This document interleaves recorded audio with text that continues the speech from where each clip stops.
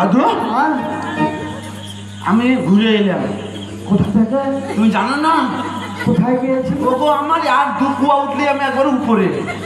ও দুপুয়া বাকি ছিল? দু কুয়া বাকি ছিল। আমি ট্রেনে হিচড়ে নামিয়ে আনলাম। ঠিক জল দিলে আর নেমে গেলাম। ও ঠিক আছে, আর তোকে যেতে হবে না, বাড়ির সাথে আমার ষষ্ঠী পুজো হয়ে গেছে।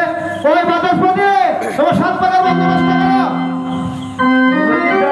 দাদু একটা কথা বলবো। কথা বলবো। কিরকম? তুমি দোয়ারখন বাহির না বিয়া কেমন করে পড়ালে? ও বিহা তো পড়াইনি বাবা। পড়াননি না। দর্পণ লাগবে তো? হ্যাঁ দর্পণ তো লাগবে।